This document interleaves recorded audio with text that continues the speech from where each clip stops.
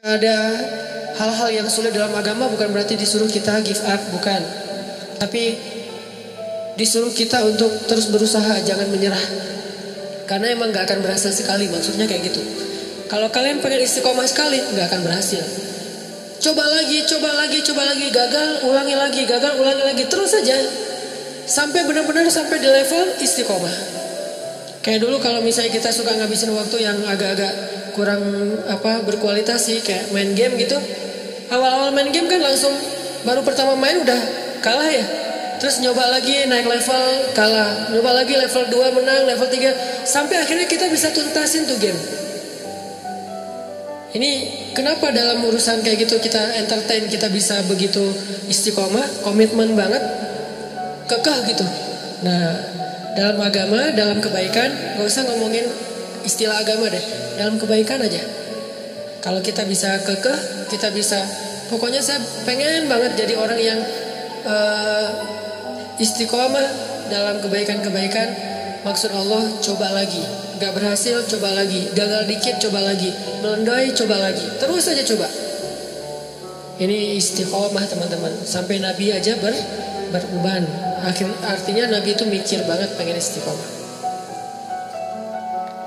Kayak misalnya saya catat beberapa kebiasaan kita, kayak misalnya pas lagi reunian gitu ya, ketemu dengan muatan Tea. Kalau ketemu sama dia terus jadi pengen balikan gitu kan ya. Apalagi kalau pas ketemu tuh jadi kayak teringat, dia pakai baju yang dulu kita pas udahan dia pakai baju itu loh. Jadi kayak flashback, langsung balik lagi ke cerita-cerita dulu kita pernah jalan ke sini, dulu kita pernah seru-seruan, kita pernah gila-gilaan bareng, kita pernah apa segala macam gitu kan ya. Kayak hilang akal berdua, terus jalan kayak orang mabuk gitu di tengah jalan tengah malam, terus teriak-teriak, terus marah-marah di bawah hujan gitu. Apa maunya kamu? Enggak, aku cuma pengen kamu. Udah rame gitu-gitu. Terus jadi kegoda nih pengen balikan. Nah, istiqomah adalah pokoknya saya udah azam, bertekad saya nggak akan balikan kecuali dengan cara halal. Itu istiqomah tuh. Dia kayak ngasih harapan lagi gitu. Mulai akun lo apa sih, gue pengen nge-follow. Mulai ada cari-cari harapan, ngasih-ngasih harapan gitu. Mulai caper-caperan, mulai basa-basi lagi. Ada sinyal-sinyal pengen balikan. Tapi kita tahu dia nggak mau serius. Arti serius dia nggak pengen halal, cuman pengen seru-seruannya doang. Berarti istiqomah di sini adalah saya nggak bakalan balikan kecuali dengan saya terima nikahnya kamu. Kamu ambil deh cincinnya, pakai Bruno Mars lah pokoknya. Marry you. Kalau lo pengen balikan, ya udah ambil cincin ini, kita nikah aja. Terus habis itu kita bisa seru-seruan, gila-gilaan habis nikah. Nah, ini namanya istiqomah nih.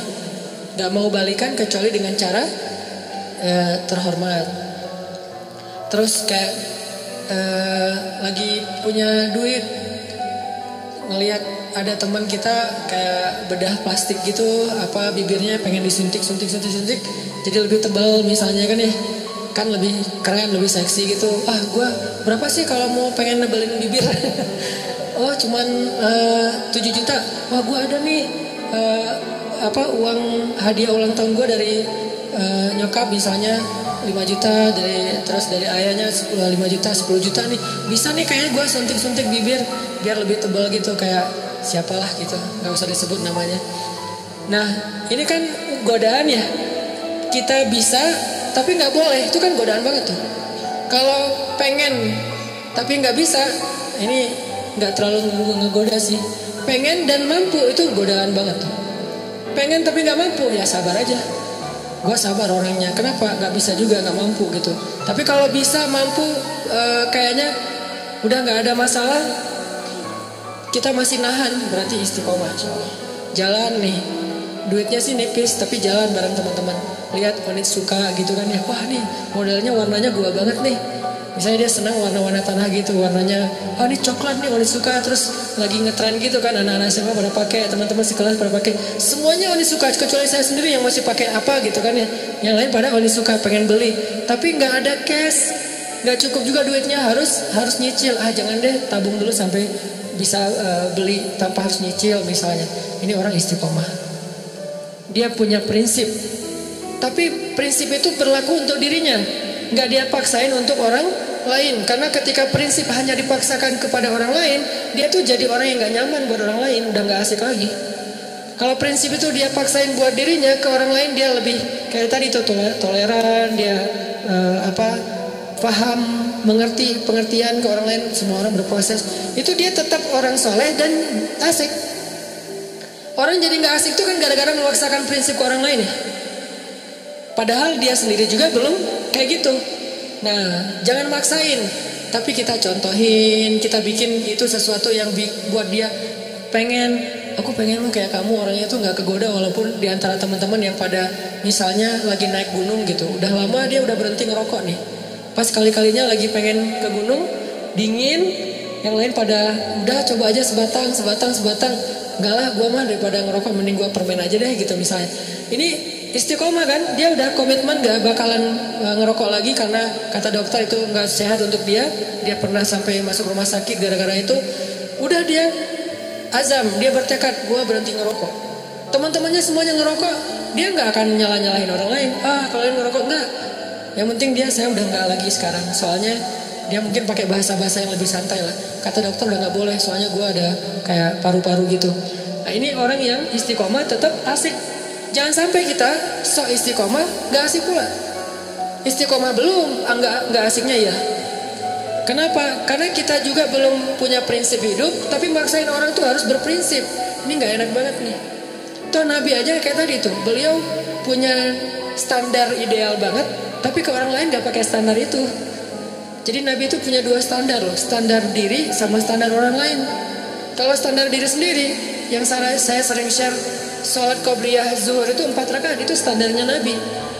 Tapi begitu sholat qobliyah zuhurnya depan orang lain, pakai standar orang, 2 rakaat aja deh yang ringan. Standar Nabi, tahajud itu 1 rakaat 5 juz 1 rakaat. Tapi kalau sholatnya bareng dengan orang lain, bacanya yang ringan-ringan aja deh. Al-Muluk aja dibagi 2 misalnya, sesekali doang Al-Muluk dibaca 1 utuh 1 rakaat. Kenapa? Karena Nabi itu orangnya soleh, asik. Solehnya ke diri, ke orang lain asik. Bukan ngebiarin ya, tapi nggak maksain. Bukan ngebiarin tapi nggak maksa.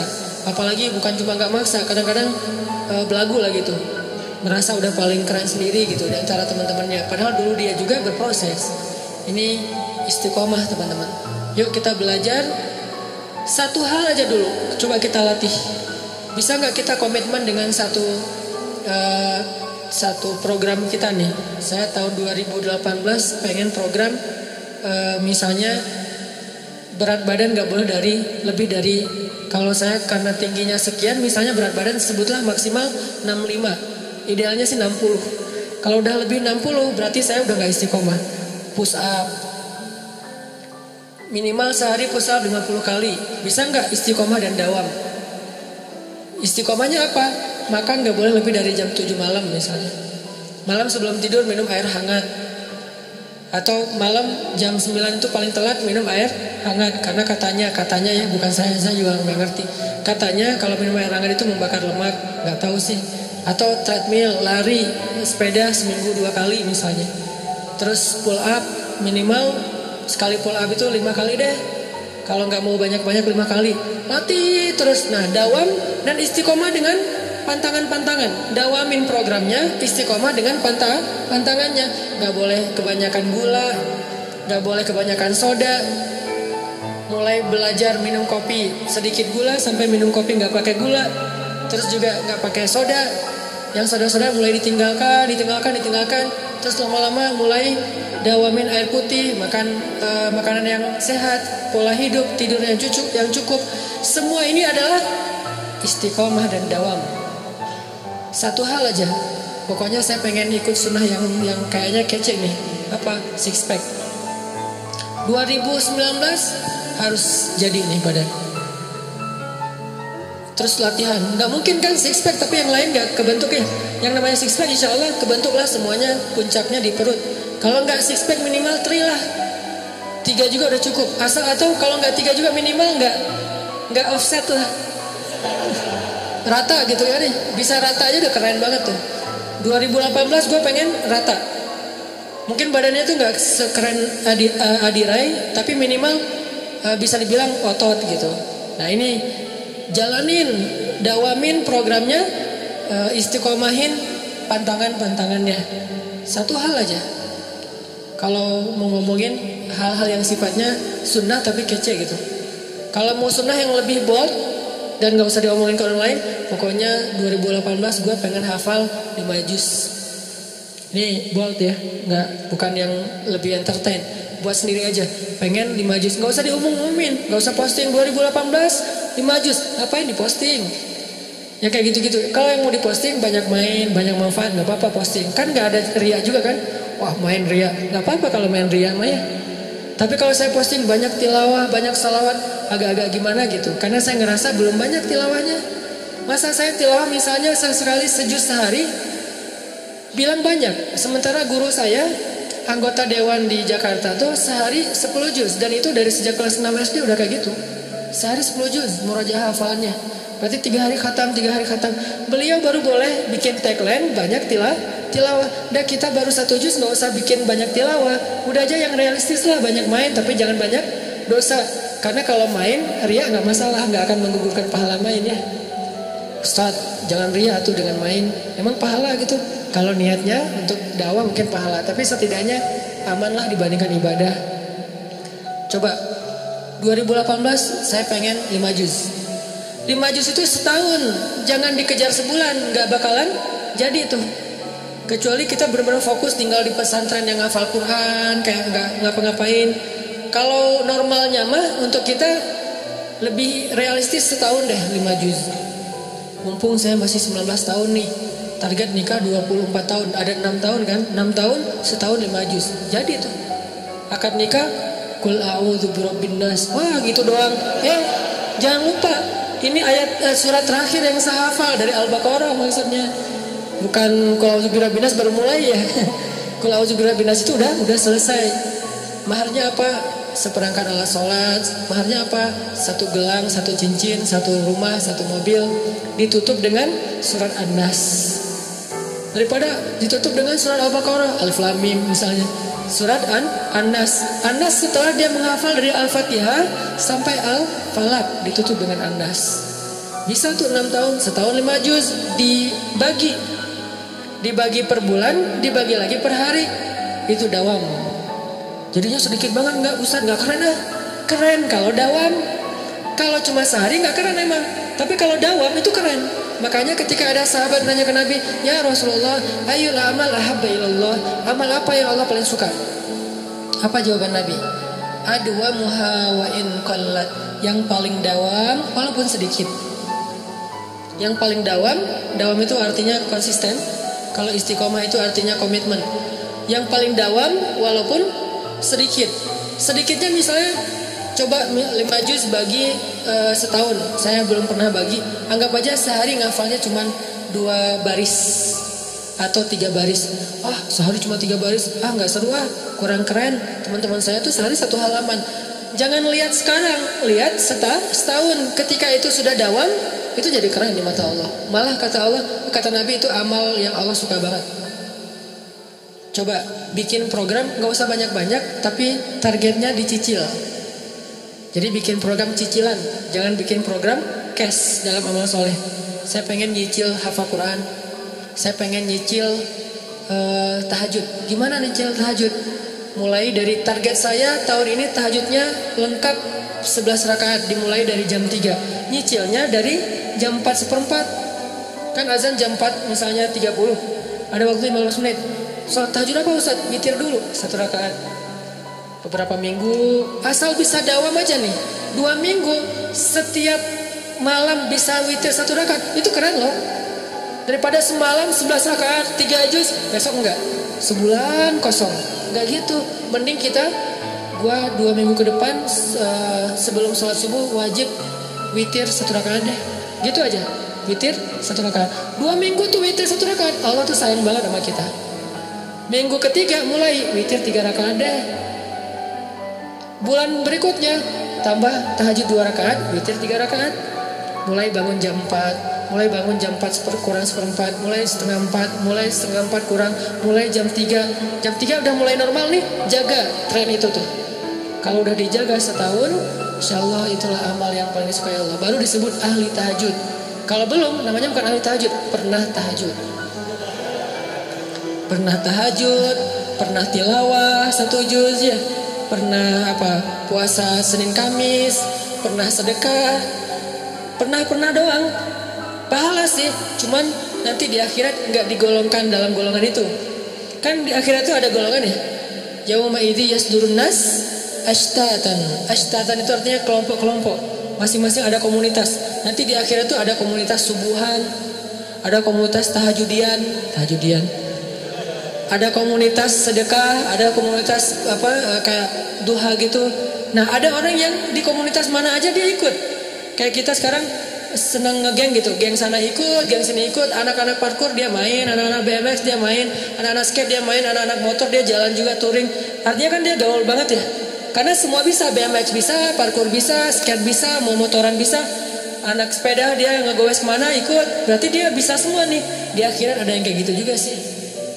Tahajud ada dia, duha ada dia, sedekah ada dia.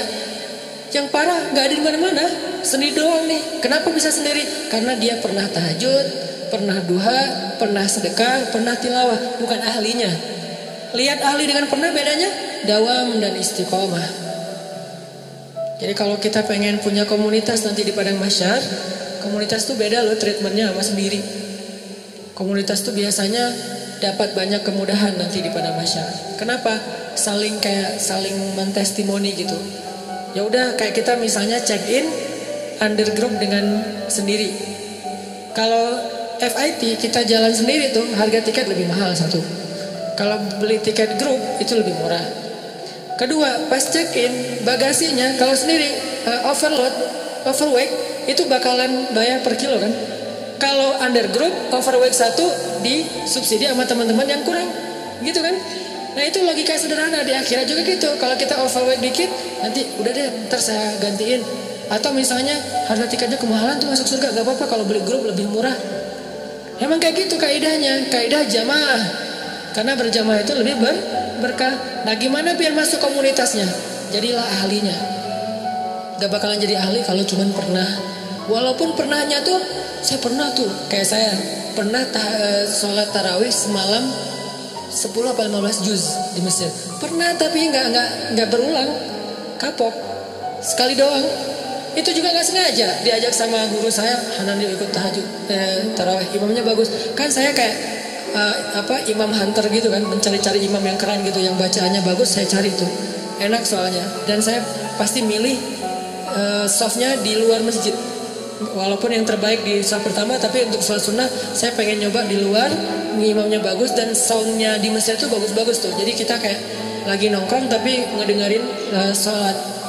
Nah waktu itu imamnya emang bagus, tapi Al-Baqarah, Al-Imran, An-Nisa, Al-Maidah, Al-An'am sampai At-Taubah, sampai Yunus. Masya Allah nih imam ngeri banget. Tahajud dari mulai habis isya selesainya nggak sempat makan sahur, antara 10 sampai 15 juz. Cuman sekali doang. Dan nyesel pula tuh. Gak tahu berpahala apa enggak nih. Nyeselnya kayak saya jadi pas saya baca cerita Abdullah bin Mas'ud yang sholat di belakang Nabi terus dia kayak nyesel gitu, saya kebayang karena saya juga pernah ngerasain kayak gitu. Sholat di belakang Nabi nih Abdullah bin Mas'ud. Pertama enak lama-lama kok lama banget nih, nggak sujud, nggak ruku. Lama-lama Abdullah mengatakan, tahu gini saya nggak akan ikut dari awal. Dia ngebatin kayak gitu. Saya juga kayak gitu pas saat tahajud. Tahu gini saya nggak mau ikut sama Syekh. Pas pulang gimana Hanan? Besok lagi, aduh nggak enak badan Syekh. Nggak mau lagi seumur-umur.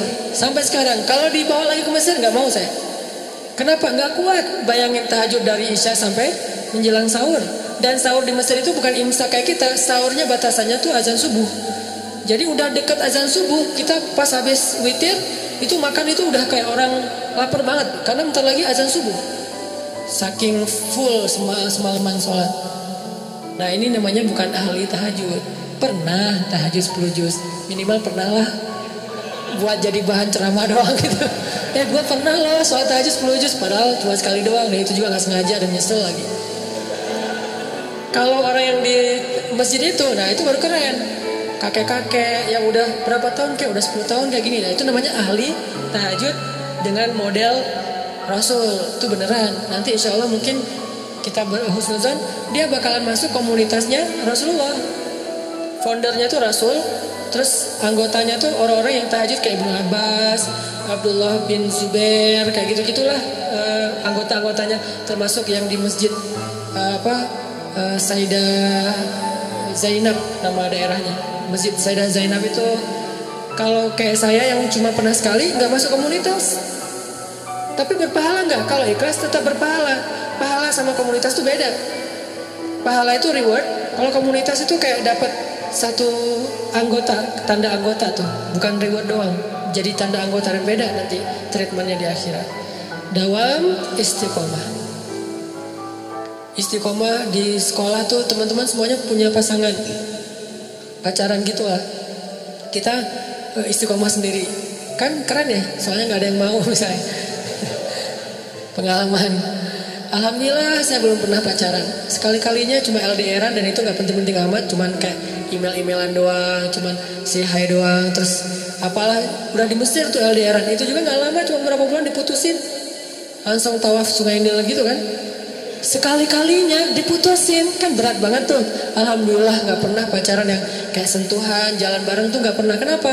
Alhamdulillah nggak ada yang mau. Lo mau nggak sama gue? Nggak, malas banget. Lo mau nggak? Nggak, malas banget. Semuanya malas banget. Ya udah deh, gue sendiri aja. Alhamdulillah. Gara-gara nggak pernah, jadi kayak jadi ada obsesi yang terpendam gitu kan. Pokoknya saya pengen pacaran yang gila-gilaan. Terwujud setelah halal. Makanya bisa habis-habisan, bisa totalitas, bisa kemana-mana. Pokoknya pengen ngabisin waktu pacaran aja deh berdua. Nah ini artinya istiqomah. Walaupun penyebabnya kadang-kadang emang nasib sih. Istiqomahnya nasib. Kenapa nggak pacaran tadi? Nggak ada yang mau, nggak menarik, nggak berprestasi, nggak tajir juga, nggak keren dulu. Sekarang juga enggak gitu ya, sombong. Nah artinya teman-teman bisa nggak nih di SMA nih, anak-anak SMA ya, apalagi yang masih SMA, teman-teman yang lain tuh kayak semuanya pada punya pasangan gitu. Kalau misalnya pas liburan sekolah jalan kemana, terus di bangkunya ada nama dia masing-masing ditulis di bangku gitu. Kita bangku kosong gitu kan ya, rapi banget bangkunya, nggak ada tulisan siapa-siapa gitu. Nah ini namanya istiqomah. La tahzan, jangan khawatir kalau kita istiqomah. Kenapa? Orang yang istiqomah itu kan identiknya kadang-kadang dia kayak kesepian ya, sendiri, nggak punya temen. Terutama ketika dia hidup di lingkungan yang lain pada seru-seruan, dia sendiri yang nggak seru. Akhirnya kayak nggak dilibatin. La tahzan kalau kita ngerasa sendiri. Kenapa?